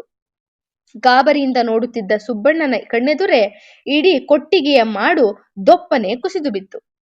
ಕೊಟ್ಟಿಗೆಯೊಳಗಿದ್ದ ಹಲವಾರು ಮೇಕೆಗಳು ಅರಚಲು ಶುರು ಮಾಡಿದವು. ಅಕ್ಕಪಕ್ಕದ ಮನೆಯವರು ಆಳುಗಳು ಸೇರಿ ಕುಸಿದು ಬಿದ್ದಿದ್ದ ಮಾಡನ್ನು ಆಚೀಚೆ ಸರಿಸಿ ಮೇಕೆಗಳನ್ನು ಹೊರತೆಗೆಯುವುದರೊಳಗೆ ಕೆಲವು ಸತ್ತೇ ಹೋದವು. ಕೊಟ್ಟಿಗೆಯನ್ನೇ ಉರುಳಿಸಿ ಓಡಿ ಹೋಗಬೇಕಾದರೆ ಇದು ಎಂಥ ಆನೆಯಂತಹ ಪ್ರಾಣಿಗೆ ಮಾತ್ರ ಸಾಧ್ಯ ಎಂದು ಊಹಿಸಿದ ಅವರು ಮೇಕೆಯ ಮೇವನ್ನು ಕದಿಯಬೇಕಾದರೆ ಇದು ಕೃಷ್ಣೇಗೌಡರ ಆನೆಯೇ ಸರಿ ಎಂದು ನಿರ್ಧರಿಸಿ ಸತ್ತ ಮೇಕೆಗಳನ್ನು ಎದುರುಗಿಟ್ಟಿಕೊಂಡು ಕೃಷ್ಣೇಗೌಡರ ಆನೆಗೆ ಬಗೆ ಬಗೆಯಾಗಿ ನಿಂದಿಸತೊಡಗಿದರು. ಇನ್ನೊಂದ್ ಸಾರಿ ಅದು ಇತ್ಲಾಗ್ ಮುಖ ಹಾಕ್ಲಿ, ಅದನ್ನ ಕೋವಿಲೆ ಹೊಡಿತೀನಿ ಎಂದು ಸುಬ್ಬಣ್ಣ ಅಲ್ಲಿ ಅನುಕಂಪ ಸೂಚಿಸುತ್ತಾ ನಿಂತಿದ್ದ ಅಕ್ಕಪಕ್ಕದ ಮನೆಯ ಪ್ರೇಕ್ಷಕರೆದುರು ಕೂಗಾಡಿದ. ಸರಿಯೋ ತಪ್ಪೋ, ಅವನಿಗಾದ ಅನ್ಯಾಯಕ್ಕೆ ಯಾರಿಗಾದರೂ ಶಿಕ್ಷೆಯಾಗದೆ ಅವನ ಮನಸ್ಸಿಗೆ ಸಮಾಧಾನ ಆಗುವ ಹಾಗೆ ಕಾಣಲಿಲ್ಲ. ಅದೇ ರಾತ್ರಿ ಶಿವೇಗೌಡರ ಸಾಮಿಲಿನಲ್ಲಿ ಕಳ್ಳನಾಟ ಸಾಗಿಸುತ್ತಿದ್ದ ಅಬ್ಬಾಸನ ಲಾರಿ ರಸ್ತೆ ಪಕ್ಕದ ಗೋಣಿ ಮರಕ್ಕೆ ಡಿಕ್ಕಿ ಹೊಡೆದು ಮರದ ದಿಮ್ಮಿಗಳಿಗೂ ಗೋಣಿ ಮರಕ್ಕೂ ನಡುವೆ ಸಿಕ್ಕಿಬಿದ್ದ ಡ್ರೈವರ್ ಅಬ್ಬಾಸ್, ಕ್ಲೀನರ್ ಕೃಷ್ಣ ಇಬ್ಬರು ಅಪ್ಪಚ್ಚಿಯಾಗಿ ಹೋದರು. ಲೋಡು ಲಾರಿ ಬಿಟ್ಟುಕೊಂಡು ಬರುತ್ತಿದ್ದ ಅಬ್ಬಾಸಿಗೆ ಇದ್ದಕ್ಕಿದ್ದಂತೆ ಎರಡು ದಂಬೀಡಿ ಎಳೆಯುವ ತೆವಲು ಶುರುವಾಯಿತು. ಕ್ಲೀನರ್ ಕೃಷ್ಣನಿಗೆ ಚೂರು ಸ್ಟೇರಿಂಗ್ ಹಿಡಿಯೋ, ಬೀಡಿ ಹತ್ತಿಸ್ಕೋತೀನಿ, ಬಾಯಿ ಯಾಕೋ ಒಂಥರ ಆಗ್ತಿದೆ ಎಂದು ಅವನ ಕೈಗೆ ಸ್ಟೇರಿಂಗ್ ಕೊಟ್ಟ. ಜೇಬಿನಿಂದ ಬೀಡಿ ತೆಗೆದು ಬಾಯಿಗಿಟ್ಟು ಬೆಂಕಿ ಕಡ್ಡಿ ಗೀರಿ ಒಂದು ದಮ್ಮು ಎಳೆದು ಅದರ ಹೊಗೆಯಲ್ಲಿ ಊದಿ ಕಡ್ಡಿ ನಂದಿಸಿ ತಲೆ ಎತ್ತಿ ಎದುರು ನೋಡಿದಾಗ ಲಾರಿ ಎದುರು ಮರದ ದೊಡ್ಡ ಕಾಂಡ ಒಂದು ನೇರವಾಗಿ ನುಗ್ಗುತ್ತಿದೆ. ಆದರೂ ಕೈ ಮೀರಿಲ್ಲ. ಏ ಕೃಷ್ಣ, ಸ್ಟೇರಿಂಗ್ ಬಿಡೋ ಎಂದು ಕೂಗುತ್ತಾ ಸ್ಟೇರಿಂಗಿಗೆ ಕೈ ಹಾಕಿ ಲಾರಿ ಮೂತಿಯನ್ನು ದಾರಿ ಕಡೆಗೆ ತಿರುಗಿಸಲು ಯತ್ನಿಸಿದ. ಆದರೆ ಕೃಷ್ಣನಿಗೆ ಮೈಮೇಲಿನ ಪರಿವೇ ಇದ್ದಾಗ ಹಾಗೆ ಕಾಣಲಿಲ್ಲ. ಸ್ಟೇರಿಂಗ್ ಹಿಡಿ ಎಂದು ಡ್ರೈವರನ್ನ ಹೇಳಿದ್ದೊಂದೇ ಅವನ ತಲೆಯೊಳಗೆ ಇತ್ತು. ಸ್ಟೇರಿಂಗ್ ಅಲ್ಲಾಡದ ಹಾಗೆ ವಜ್ರ ಮುಷ್ಟಿಯಿಂದ ಹಿಡಿದಿದ್ದ. ಗಡಿಬಿಡಿಯಲ್ಲಿ ನಿಸ್ಸಹಾಯಕನಾಗಿ ಓಡಾಡುತ್ತಿದ್ದ ಅಬ್ಬಾಸಿಗೆ ಬ್ರೇಕ್ ಹಾಕಬೇಕೆಂದು ತಲೆಗೆ ಹೊಳೆದಿದ್ದು ತುಂಬಾ ತಡವಾಗಿ. ಲಾರಿ ಮರಕ್ಕೆ ಡಿಕ್ಕಿ ಹೊಡೆದು ಕೂಡಲೇ ಹಿಂದುಗಡೆ ಇದ್ದ ಅಪಾರ ತೂಕದ ದಿಮ್ಮಿಗಳು ಕ್ಯಾಬಿನ್ ಮುರಿದು ಮುನ್ನುಗ್ಗಿದವು. ಮರಕ್ಕೂ ದಿಮ್ಮಿಗಳಿಗೂ ನಡುವೆ ಸಿಕ್ಕಿದ ಕ್ಲೀನರ್ ಡ್ರೈವರ್ ಇಬ್ಬರು ಅಲ್ಲೇ ಸತ್ತು ಹೋದರು. ಬೆಳಿಗ್ಗೆ ಮೂಡಗೆರೆಗೆ ಹೋಗುತ್ತಾ ಅಪಘಾತ ನಡೆದ ಜಾಗದಲ್ಲೇ ಸುಬ್ಬಣ್ಣ ನನಗೆ ಸಿಕ್ಕ. ಅವನು ಬೆಳಿಗ್ಗೆ ಎದ್ದು ತನ್ನ ಕೊಟ್ಟಿಗೆ ಬೀಳಿಸಿದ ಪ್ರಾಣಿ ಯಾವುದೆಂದು ನೋಡ ಹೋದಾಗ ಅದರ ಹೆಜ್ಜೆ ಗುರುತಿನಿಂದ ಅವನು ಊಹಿಸಿದಂತೆ ಅದು ಆನೆ ಎನ್ನುವುದು ನಿಜವಾಗಿತ್ತು. ಕೃಷ್ಣೇಗೌಡರ ತೋಟದಲ್ಲಿ ದಿಕ್ಕಿನಲ್ಲಿ ಸಾಗಿದ್ದ ಹೆಜ್ಜೆ ಗುರುತುಗಳನ್ನು ನೋಡುತ್ತಾ ಆತ ಗೋಣಿ ಮರದವರೆಗೂ ಬಂದಾಗ ಅಲ್ಲಿ ಅಪ್ಪಚ್ಚಿಯಾದ ಲಾರಿ ಕಣ್ಣಿಗೆ ಬಿತ್ತು. ತನ್ನ ಕೊಟ್ಟಿಗೆ ಉರುಳಿಸಿದ್ದು ಕೃಷ್ಣೇಗೌಡರ ಆನೆ ಎಂದು ತೀರ್ಮಾನಿಸಿ ಹೆಜ್ಜೆ ಗುರುತು ಹಿಂಬಾಲಿಸುವುದನ್ನು ಕೈಬಿಟ್ಟು ಲಾರಿ ಅಪಘಾತದ ಬಳಿ ನಡೆಯುತ್ತಿದ್ದ ಜನಕ್ಕೆ ನಿನ್ನೆ ರಾತ್ರಿ ತನ್ನ ಮನೆ ಹಿಂದೆ ನಡೆದ ಅನಾಹುತವನ್ನು ವಿವರಿಸುತ್ತಾ ನಿಂತ. ಸುಬ್ಬೇಗೌಡ ತನ್ನ ವರದಿಯೆಲ್ಲ ಹೇಳಿ ಮುಗಿಸಿ ಲಾರಿಯೊಳಗೆ ಇಣುಕಿದಾಗ ಕ್ಲೀನರ್ ಡ್ರೈವರ್ ಇಬ್ಬರ ಹೆಣಗಳು ಸ್ಟೇರಿಂಗ್ ಅನ್ನು ಬಿಗಿ ಮುಷ್ಟಿಯಲ್ಲಿ ಹಿಡಿದೇ ಸತ್ತಿರುವುದು ಕಂಡಿತ್ತು. ಅಬ್ಬಾಸ್ ನೋಡಿ ಬೀಡಿ ಕಚ್ಚಿಕೊಂಡೇ ಪ್ರಾಣ ಬಿಟ್ಟಿದ್ದ. ನೋಡಿದ ಯಾವನಿಗೂ ಅಪಘಾತ ಏಕೆ ಆಗಿರಬೇಕೆಂಬುದು ಗೊತ್ತಾಗುತ್ತಿತ್ತು. ಪೊಲೀಸರು, ಫಾರೆಸ್ಟ್ ಡಿಪಾರ್ಟ್ಮೆಂಟಿನವರು ಎಲ್ಲ ಮಹಜರ್ ಮಾಡಲು ಬಂದರು. ಆದ ಅನಾಹುತಕ್ಕೆ ಕಳವಳ, ಸಹಾನುಭೂತಿ ಒಂದನ್ನು ಸೂಚಿಸದೆ ಕಳ್ಳನಾಟ ಸಾಗಿಸುತ್ತಿದ್ದವರು ಯಾರು, ಮರ ಎಲ್ಲಿಯದು ಇತ್ಯಾದಿಗಳನ್ನೇ ತನಿಖೆ ಮಾಡುತ್ತಾ ಕೇಸ್ ಬಿಲ್ಡಪ್ ಮಾಡಲು ನಾಗರಾಜ ಕಾತರನಾಗಿರುವುದನ್ನು ಕಂಡು ಅಲ್ಲಿ ಗುಂಪುಗೂಡಿದ್ದ ಜನಕ್ಕೆಲ್ಲ ಕೋಪ ಬಂತು. ಡ್ರೈವರ್, ಕ್ಲೀನರ್ ಇಬ್ಬರ ಸಾವಿನ ಎದುರು ಮಿಕ್ಕವೆಲ್ಲ ಅವನಿಗೆ ಕ್ಷಮಾರ್ಹ ಅಪರಾಧಗಳಾಗಿ ತೋರಿದ್ದವು.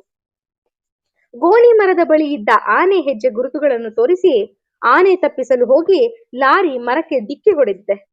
ಆನೆ ಕಾಟಕ್ಕೆ ಬಂದೋಬಸ್ತ್ ಮಾಡಿಸುವುದನ್ನು ಯೋಚಿಸದೆ ಕಳ್ಳನಾಟ ಯಾರದು ಅಂತ ಫಾರೆಸ್ಟ್ರು ನೋಡ್ತಿದ್ದಾನೆ. ಇವನಿಗೆ ಬುದ್ಧಿ ಗಿದ್ದಿ ಇದೆಯಾ? ತಾನಾಯ್ತು, ತನ್ನ ಕಾನೂನಾಯ್ತು, ಬೇರೆಯವರ ಕಷ್ಟ ತೊಂದರೆ ಇವನಿಗೆ ಕಣ್ಣುಗೆ ಕಾಣೋದೇ ಇಲ್ಲ. ಆನೆ ತನ್ನ ಕೊಟ್ಟಿಗೆ ಬೀಳಿಸಿ 4-5 ಮೇಕೆ ಸಾಯಿಸಿದೆ. ಡಿಪಾರ್ಟ್ಮೆಂಟಿನವರು ನಷ್ಟ ಕಟ್ಟಿಕೊಡ್ತಾರಾ ಎಂದು ಮೆಲ್ಲಗೆ ಗೊಣಗುತ್ತಾ ಸುಬ್ಬಣ್ಣ ಅಲ್ಲಿದ್ದವರನ್ನೆಲ್ಲ ವಿನಾಕಾರಣ ನಾಗರಾಜ ಮೇಲೆ ಎತ್ತಿ ಕಟ್ಟಿದ. ಸತ್ತಿರೋದು ನಿಮ್ಮದು, ಇವತ್ತಲ್ಲ ನಾಳೆ ನೀವೇ ಕೊಂದು ತಿನ್ನೋ ಪ್ರಾಣಿ, ಅದಕ್ಕೆ ಯಾಕ್ರಿ ನಷ್ಟ ಕಟ್ಟಿಕೊಡ್ಬೇಕು? ನಾಳೆ ಮಾಡೋ ಸಾರು ಇವತ್ತೇ ಮಾಡ್ರಿ ಎಂದು ನಾಗರಾಜ ತಿರುಗಿ ಅಂದು ಅಲ್ಲಿ ನಿಂತಿದ್ದವರನ್ನು ಇನ್ನಷ್ಟು ಕೆರಳಿಸಿದ. ಪೊಲೀಸ್ ಇನ್ಸ್ಪೆಕ್ಟ್ರು ಇಲ್ಲದಿದ್ದರೆ ಮಾತಿಗೆ ಮಾತು ಬೆಳೆದು ಅಲ್ಲಿ ಗಲಾಟೆ, ಹೊಡೆದಾಟ ಆಗುವ ಸಂಭವ ಇತ್ತು. ಬೇಸಿಗೆ ಬಂದರೆ ಸಾಕು, ಜನರೆಲ್ಲ ಜಗಳ ಕಾಯುವ ಮೂಡಿನಲ್ಲಿ ಇರುತ್ತಾರೆ. ಅದಕ್ಕೆ ಸರಿಯಾಗಿ ಸರ್ಕಾರದ ಲೆವಿ, ಭತ್ತ ವಸೂಲಿ, ಕಂದಾಯ ವಸೂಲಿ, ಬೇಸಿಗೆ ಭತ್ತಕ್ಕೆ ಕಾಡು ಪ್ರಾಣಿಗಳ ಕಾಟ, ಹೀಗೆ ಒಂದೊಂದಲ್ಲ ರೇಜಿಗೆಗಳು. ಉರಿಯುವ ಬೆಂಕಿಗೆ ತುಪ್ಪ ಸುರಿಯುವ ಹಾಗೆ. ಒಂದು ಮಧ್ಯಾಹ್ನ ಮುನಿಸಿಪಲ್ ಪ್ರೆಸಿಡೆಂಟ್ ಖಾನ್ ಸಾಹೇಬರು ಮೂಡಿಗೆರೆ ಪುರಪ್ರಮುಖರ ಮೀಟಿಂಗ್ ಕರೆದರು. ಮೀಟಿಂಗ್ ಅಟೆಂಡ್ ಮಾಡಲು ಪುರಸೊತ್ತಿದ್ದವರೆಲ್ಲ ಪುರಪ್ರಮುಖರೇ. ಸಭೆ ಕರೆದರೆ ಜನ ಬರುವುದೇ ಕಡಿಮೆ ಆದ್ದರಿಂದ ಸಂತೆ ದಿನವೇ ಕರೆದು ಬಂದವರಿಗೆಲ್ಲ ಕುರ್ಚಿ ಕೊಟ್ಟು ಕೂರಿಸಿದ್ದರು. ಸಂತೆಗೆ ಬಂದ ಸುತ್ತಮುತ್ತಲ ಹಳ್ಳಿಯವರೆಲ್ಲ ಬಿಸಿಲಿನ ಹೊಡೆತ ತಾಳಲಾರದೆ ಮೀಟಿಗೆ ಬಂದು ಕುಳಿತು ಟೋಪಿ ತೆಗೆದು ಬೀಸಿಕೊಳ್ಳುತ್ತಾ ಗಾಳಿ ಹಾಕಿಕೊಳ್ಳುತ್ತಿದ್ದರು. ಆ ಮೀಟಿಂಗಿಗೆ ರೇಂಜ್ ಫಾರೆಸ್ಟ್ ಆಫೀಸರ್ ಸಹ ಬಂದು ಕುಳಿತಿದ್ದರಿಂದ ಕೃಷ್ಣೇಗೌಡರ ಆನೆಯದೇ ಪ್ರಧಾನ ವಿಷಯವಾಯಿತು. ಕಂತ್ರಿ ನಾಯಿಗಳ ಕಾಟ ಪ್ರಸ್ತಾಪಿಸಬೇಕೆಂದು ಹೋಗಿದ್ದ ನನಗೆ ಬಾಯಿ ಬಿಡಲು ಅವಕಾಶವೇ ಸಿಗಲಿಲ್ಲ. ಕೃಷ್ಣೇಗೌಡರ ಆನೆಯ ವಿಷಯ ಪ್ರಸ್ತಾಪಿಸಿದ ಖಾನ್ ಸಾಹೇಬರು, ಅದನ್ನು ಹದ್ದುಬಸ್ತಿನಲ್ಲಿ ಇಡುವುದು ನಿಮ್ಮ ಜವಾಬ್ದಾರಿ. ಆನೆಯಂತಹ ಪ್ರಾಣಿಯನ್ನು ಹಿಡಿದು ಕಟ್ಟಿ ಹಾಕುವುದಕ್ಕಾಗಲಿ ದೊಡ್ಡಿಗೆ ಹೊಡೆಯುವುದಕ್ಕಾಗಲಿ ಸಾಮಾನ್ಯರಿಂದ ಸಾಧ್ಯವೇ ಎಂದು ರೇಂಜರಿಗೆ ವಿವರಿಸಿದರು. ಆತ ಆನೆಯನ್ನು ಹಿಂದೂ ಮತಾಂಧತೆಯ ಸಂಕೇತವೆಂದು ಬಗೆದನೋ ಏನೋ. ಅದೇ ಸಮಯವೆಂದು ಗಂಧದ ಕಳ್ಳ ಸಾಗಾಣಿಕೆಯ ಗಂಗಾಧರ, ಫಾರೆಸ್ಟರ್ ನಾಗರಾಜ ಮರದ ವ್ಯಾಪಾರಿಗಳಿಂದ, ಸಾಮಿಲಿನವರಿಂದ ಲಂಚ ತಿಂದು ಆನೆ ಮೇಲೆ ಯಾವುದೇ ಕ್ರಮ ಕೈಗೊಳ್ಳುತ್ತಿಲ್ಲವೆಂದು ಸಾರ್ವಜನಿಕವಾಗಿ ದೂರಿದ. ಜೊತೆಗೆ ವಿದ್ಯುತ್ ಇಲಾಖೆಯವರು, ಟೆಲಿಫೋನಿನವರು ತಮ್ಮ ಪುಕಾರುಗಳನ್ನು ದನಿಗೂಡಿಸಿದರು. ಎಲ್ಲಾ ಇಲಾಖೆಗಳಿಗೂ ಬುದ್ಧಿ ಕಲಿಸಿ ಕೇಸ್ ಫೈಲ್ ಮಾಡಿ ಕೋಳ ಹಾಕಿಸುತ್ತೇನೆಂದು ಜಬರ್ದಸ್ತ್ ಮಾಡುತ್ತಾ ಕಳ್ಳ ಸಾಗಾಣಿಕೆಯವರ ಕಾರುಗಳೆಲ್ಲನ್ನು ಸೀಸ್ ಮಾಡಿ ಸ್ಟ್ರಿಕ್ಟ್ ಆಫೀಸರ್ ಎಂದು ಮೇಲಿನವರಿಂದ ಶಬಾಷ್ಗಿರಿ ಪಡೆಯಲೆತ್ನಿಸುತ್ತಿದ್ದ ನಾಗರಾಜನಿಗೆ ತನ್ನ ಯಾವ ಸಂಬಂಧವೂ ಇಲ್ಲದ ದರಿದ್ರ ಆನೆಯೊಂದರ ವಕ್ತಾರನಾಗಬೇಕಾಗಿ ಬಂದದ್ದು ಅಸಹನೀಯವಾಯಿತು. ಅಲ್ಲಿ ನಿಜವಾಗಿಯೂ ಸಭೆಯ ನಡವಳಿಕೆಗಳನ್ನು ಗಮನಿಸುತ್ತಿದ್ದವನು ಅವನೊಬ್ಬನೇ. ಮಿಕ್ಕವರೆಲ್ಲ ಕುರ್ಚಿಯಲ್ಲಿ ಆದಷ್ಟು ಹೊತ್ತು ಕುಳಿತಿದ್ದು ಬಿಸಿಲು ಇಳಿದ ಮೇಲೆ ಹೋಗೋಣವೆಂದೇ ಸಭೆಯಲ್ಲಿ ಭಾಗವಹಿಸುತ್ತಿದ್ದುದು. ಆನೆಯನ್ನು ಉಪಯೋಗಿಸಿಕೊಂಡು ತನ್ನ ವೈರಿಗಳನ್ನೆಲ್ಲ ಒಟ್ಟಾಗುತ್ತಿರುವುದನ್ನು ನೋಡಿ ನಾಗರಾಜನಿಗೆ ರೇಗೆ ಹೋಯಿತು. ಹಲವರು ಕೃಷ್ಣೇಗೌಡನಿಗೆ ನೀನು ಆನೆ ಕಾಲಿಗೆ ಸರಪಳಿ ಯಾಕೆ ಹಾಕುತ್ತಿಲ್ಲ ಎಂದು ಆಕ್ಷೇಪಿಸಿದರು. ಕೃಷ್ಣೇಗೌಡನು ಆನೆಯಿಂದ ತನಗಾಗುತ್ತಿರುವ ಕಿರುಕುಳಕ್ಕೆ ರೋಸಿ ಹೋಗಿದ್ದ. ಹಿಂದೊಮ್ಮೆ ಮಠದವರು ಅದನ್ನು ಯಾರಿಗಾದರೂ ದಾಟಿಸಿದಂತೆ ತಾನು ದಾಟಿಸಿ ಬಿಡಬೇಕೆಂದು ಯೋಚಿಸಿದ್ದ. ಆದರೆ ಯಾರಿಗೆ ಮಾರುವುದು? ಸರ್ಕಸ್ ಕಂಪನಿಗಳೆಲ್ಲ ಪಾಪರೆದ್ದಿವೆ. ಜಗದ್ಗುರುಗಳೆಲ್ಲ ಅಡ್ಡಪಲ್ಲಕ್ಕಿ ಇಲ್ಲವೇ ಬೆಂಚ್ ಕಾರುಗಳನ್ನು ಹಿಡಿದಿದ್ದಾರೆ. ಮರದ ವ್ಯಾಪಾರಿಗಳಂತೂ ಸರ್ಕಾರದ ಬಿಗಿ ಧೋರಣೆಯಿಂದ ಮತ್ತು ಲಂಚದ ಕಾಟದಿಂದ ಸುಸ್ತಾಗಿ ಹೋಗಿದ್ದಾರೆ. ಕಾಡಿಗೆ ಅಟ್ಟಿ ಬಿಡೋಣ ಎಂದರೆ ಅದು ಊರಿನ ಆನೆ. ಕಾಡಿಗೆ ಹೋಗಿದ್ದು ಸಹ ಮತ್ತೆ ಬಂದು ಲಾಯದೊಳಗೆ ನಿಂತಿದೆ. ಆತನಿಗೆ ಆನೆ ಕುತ್ತಿಗೆ ಕಟ್ಟಿಕೊಂಡ ಕಲ್ಲು ಗುಂಡಿನಂತೆ ಭಾಸವಾಯಿತು. ಹಿಂದೊಮ್ಮೆ ಮನೆಗೆ ಲಕ್ಷ್ಮಿ ಬಂದ ಹಾಗಾಯ್ತು ಎಂದು ತಿಳಿದಿದ್ದವ ಈಗ ಅದಕ್ಕೆ ಸಂಪೂರ್ಣ ವ್ಯತಿರಿಕ್ತವಾಗಿ ಯೋಚಿಸಿದ. ಆನೆ ಕಾಲಿಗೆ ಸರಪಳಿ ಹಾಕುವ ಜಾಗದಲ್ಲಿ ಕೊಂಚ ಗಾಯವಾಗಿರುವುದರಿಂದ ಅದು ವಾಸಿಯಾಗುವವರೆಗೂ ಸರಪಳಿ ಕಟ್ಟಲಾಗುವುದಿಲ್ಲ ಎಂದು ವೇಲಾಯುಧ ಹೇಳಿದ್ದನ್ನೇ ಸಭೆಯಲ್ಲಿ ಕೃಷ್ಣೇಗೌಡ ಹೇಳಿದ. ವೆಟರ್ನರಿ ಸ್ಟಾಕ್ಮನ್ ಹುಚ್ಚು ನಾಯಿ ಜೊಲ್ಲು ಆ ಗಾಯಕ್ಕೇನಾದರೂ ತಾಗಿದರೆ ಅದಕ್ಕೆ ಹುಚ್ಚು ಬಂದೇ ಬರುತ್ತೆ ಎಂದು ಅಕ್ಕಪಕ್ಕದವರ ಕಿವಿಯಲ್ಲಿ ಗೊಣಗುತ್ತಿದ್ದುದು ಕೇಳಿಸಿತು. ಯಾವ ಲಾಭವೂ ಇಲ್ಲದೆ ಆ ಆನೆಗೆ ಕೇಡು ಬಗೆಯುವ ಸದಾವಕಾಶ ಉಪಯೋಗಿಸಿಕೊಳ್ಳಲು ಎಲ್ಲರೂ ಕಾತರರಾಗಿರುವಂತೆ ಕಂಡಿತು. ನನಗೆ ಸರಿಯಾದ ವೆಪನ್ ಕೊಟ್ರೆ ಅದನ್ನು ಈಗಿಂದೀಗಲೇ ಶೂಟ್ ಮಾಡಿ ಬಿಡುತ್ತೇನೆ. ಊರಿನ ಬಳಿ ಕಾಡಾನೆಗಳ ಕಾಟಕ್ಕೂ ಈ ಹೆಣ್ಣಾನೆಯೇ ಕಾರಣ ಎಂದು ರೇಂಜರ್ ಎದುರು ಹಾರಾಡಿದ ನಾಗರಾಜ. ಕೃಷ್ಣೇಗೌಡ ಆ ಆನೆ ಲಾಯ ಬಿಟ್ಟು ಹೊರಗೆ ಹೋಗುವುದೇ ಇಲ್ಲ ಎಂದು ಎಲ್ಲರ ದೂರುಗಳನ್ನು ಸಾರಾಸಗಟು ಅಲ್ಲಗಳೆದ. ಕೊನೆಗೆ ಗುಂಪಿನ ಕೋಪ ಶಮನಕ್ಕೆಂದು ಅದು ರಾತ್ರಿ ಲಾಯ ಬಿಟ್ಟು ಹೊರ ಬಂದರೆ ಯಾರು ಏನು ಬೇಕಾದರೂ ಮಾಡಬಹುದೆಂದು ಕೊಂದರೂ ಪರವಾಗಿಲ್ಲ ಎಂದು ಬಿಟ್ಟ. ಅದನ್ನು ಶೂಟ್ ಮಾಡುತ್ತೇವೆಂದು ಕೇವಲ ಸಭೆಯಲ್ಲಿ ಹೇಳುವುದಷ್ಟೇ ಹೊರತು ಅದನ್ನು ಕೊಲ್ಲಲು ಯಾರೂ ಮುಂದಾಗುವುದಿಲ್ಲ ಎಂದು ಕೃಷ್ಣೇಗೌಡನಿಗೆ ಖಾತರಿಯಾಗಿ ಗೊತ್ತಿತ್ತು. ಶೂಟಿಂಗಿಗೆ ಪರವಾನಗಿ ಸಿಕ್ಕಿದ್ದನ್ನು ನೋಡಿ ಸಭೆ ಬರಕಸ್ತಾಯಿತು. ರೇಂಜರು ಅದು ಅಷ್ಟೊಂದು ಪುಂಡು ಆನೆಯಾದರೆ ಅದರ ಮೇಲೆ ಯಾಕೆ ಆಕ್ಷನ್ ತಗೊಂಡಿಲ್ಲ? ಅಂತಹ ಸಂದರ್ಭ ಬಂದರೆ ಶೂಟ್ ಮಾಡೇ ಬಿಡು ಎಂದು ನಾಗರಾಜನಿಗೆ ಹೇಳಿದರು. ಕೃಷ್ಣೇಗೌಡ ಅದಕ್ಕೆ ಗಾಯ ಮಾಡಿ ಕೈಕಾಲು ಮುರಿದರೆ ನೋಡಿಕೊಳ್ಳುವುದು ಮುರಿದವರ ಜವಾಬ್ದಾರಿಯೇ ಹೊರತು ತನ್ನದಲ್ಲವೆಂದು, ಅದು ಸತ್ತರೆ ಅದರ ಹೆಣ ಸಾಗಿಸಲು ಸಹ ತನ್ನಿಂದ ಸಾಧ್ಯವಿಲ್ಲವೆಂದು ಹೇಳಿದ. ಎಲ್ಲರೂ ನಾಗರಾಜನಿಗೆ ಸಭೆಯಲ್ಲಿ ಸರಿಯಾದ ಶಾಸ್ತಿ ಆಯ್ತೆಂದು ಸಮಾಧಾನಪಟ್ಟರು. ಕೃಷ್ಣೇಗೌಡರ ಆನೆ ಮಠದಲ್ಲಿ ಇರಬೇಕಾದರೆ ಒಬ್ಬ ಆನೆ ಶಾಸ್ತ್ರ ನೋಡುವವನು ಆ ಆನೆಯಿಂದ 5 ಜನ ಪ್ರಾಣ ಕಳೆದುಕೊಳ್ಳುತ್ತಾರೆಂದು ಹೇಳಿದ್ದ. ಮಠದವರು ಅದನ್ನು ಯಾರಿಗಾದರೂ ದಾಟಿಸಲು ಯೋಚಿಸಿದ್ದಕ್ಕೆ ಇದು ಒಂದು ಕಾರಣ. ವೇಲಾಯುಧ ಇದನ್ನು ಒಂದು ಚೂರು ನಂಬಿರಲಿಲ್ಲ. ಆದರೆ ಕೃಷ್ಣೇಗೌಡರು ಮೀಟಿಂಗ್ ಮುಗಿಸಿಕೊಂಡು ಬಂದು ಅವನಿಗೆ ಈ ಆನೆಯನ್ನು ಹದ್ದು ಬಸ್ತಿನಲ್ಲಿ ಹಿಡಿದುದಕ್ಕೆ ಬಾಯಿಗೆ ಬಂದ ಹಾಗೆ ಬೈದ ಮೇಲೆ ಆನೆ ಶಾಸ್ತ್ರದವನು ಆಡಿದ ಮಾತುಗಳ ಮೇಲೆ ನಂಬಿಕೆ ಬರದಿದ್ದರೂ ಜ್ಞಾಪಕ್ಕೆ ಬಂತು. ಅವನು ಲೆಕ್ಕ ಹಾಕಿದ, ಇಲ್ಲಿಯವರೆಗೆ ಆನೆ ದೆಸೆಯಿಂದ ಸತ್ತರೆಂದು ಜನಗಳು ದೂರುತ್ತಿರುವುದು ಎಷ್ಟು ಜನ ಎಂದು. ಆದರೆ ಡ್ರೈವರ್ ಅಬ್ಬಾಸ್ ಮತ್ತು ಕ್ಲೀನರ್ ಕೃಷ್ಣ ಸತ್ತಿದ್ದನ್ನು ಯಾವುದೇ ರೀತಿಯಿಂದ ಯೋಚಿಸಿದರೂ ಆನೆ ಲೆಕ್ಕಕ್ಕೆ ಜಮಾ ಹಾಕುವುದು ಹೇಗೆಂದು ತಿಳಿಯಲಿಲ್ಲ.